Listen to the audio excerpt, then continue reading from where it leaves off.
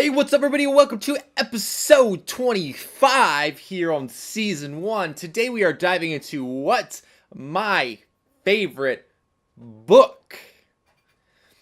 And we're going to dive into this topic. This kind of comes from my other video, which I'll have show up over here on why I struggled through school. So you won't want to, after this video, want to check out that video. But first watch this video because it's way more important than the old stuff.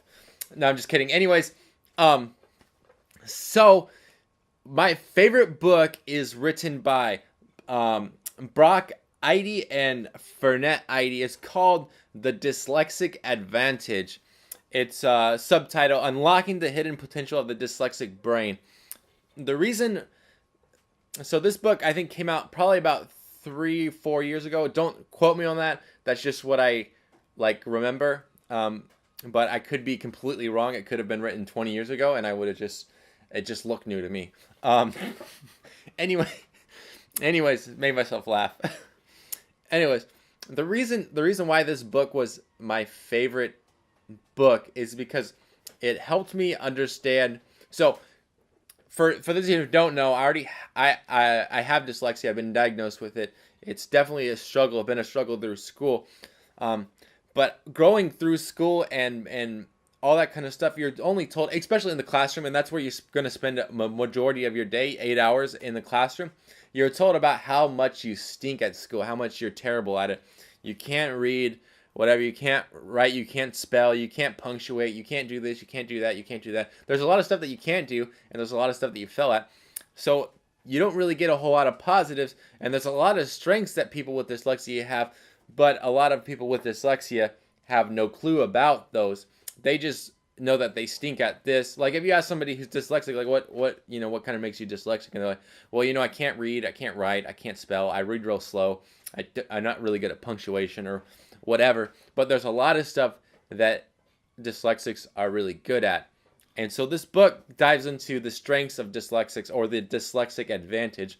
So things that people with dyslexia tend to be really, really, really good at. And when I started to read this book, it was like, oh my gosh, like I understand. Like I didn't even, normal people aren't like this. And so reading that book, like 3D spatial and the ability to continue to try, because I think some of it has to do with being learning to fail and then being okay with it and then willing to try new things. But there was a lot of stuff that going through this book that I understood, like, oh my goodness, like this is a strength that I have that no one else, or that normal people don't have, that only specifically dyslexics tend to have. So that was probably the most encouraging thing that I read. Another thing that I enjoyed about this book was that, you're not alone with dyslexia. Like there's other people like going through school. I'm sure that there was other people in my classroom that had dyslexia, but like it's one of those things that you just don't talk about. And honestly, in the book they talk about how dyslexics are usually attracted to other dyslexics. So because you can talk the same, and the way that a dyslexic brain works is usually they start with the end picture in mind, and then they are able to go back to the beginning. Most people start from A, B, C, D, E, F, G, H, I, J, K. And so dyslexics work real fast. They have the end picture, and then they go back, and then they go back like that. So anyways, but it really helped me understand that, even though I struggled through school, there's other people out there that struggle through school just as much as I do. And that we're actually really good at other things besides just doing school. And thirdly, it gave me a good audit of myself. It helped me understand why I enjoy doing certain things and why doing tedious, minute tasks are not important, and they're honestly they discourage and almost rob me of that energy. So going into different things for instance, engineering is highly infiltrated with dyslexics. Graphic design is probably another one.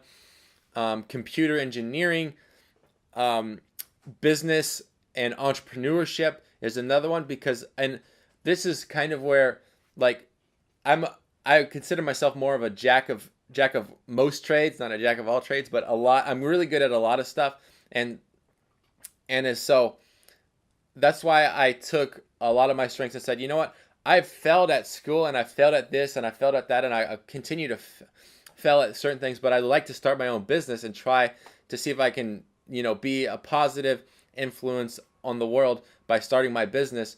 And then also I took that and said, you know what, I'm also good at designing and 3D design and stuff like that, and merge them together, and boom, you got woodworking with the CNC machine. And also editing video and uploading content and continuing to grind is another thing that I'm really good at, because during school you had to get really good at putting in the long hours, putting in the extra work. For me, it takes me what a normal person can read in an hour, it'll take me about 5 hours. So putting in that extra work is something that just came naturally to me. I understand what it is. And so I'm able to go out and get that and upload videos every single day or whatever. So anyways, I hope that gives you guys a better idea on why the Dyslexic Advantage was, or is currently and still is, my favorite book. If you guys, oh yeah, question of the day. Let's go ahead and dive into it.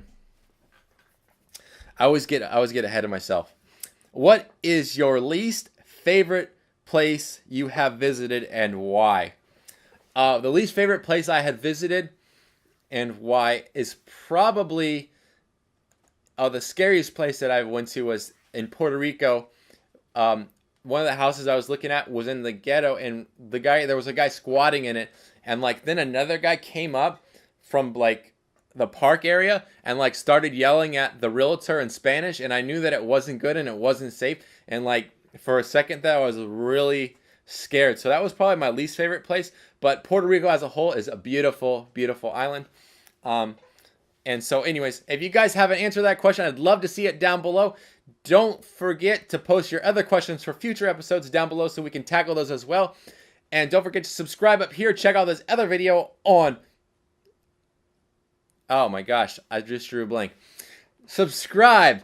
Check out this other cool video, and check out this other cool video here as well. And until next time, thank you for watching. I really appreciate it.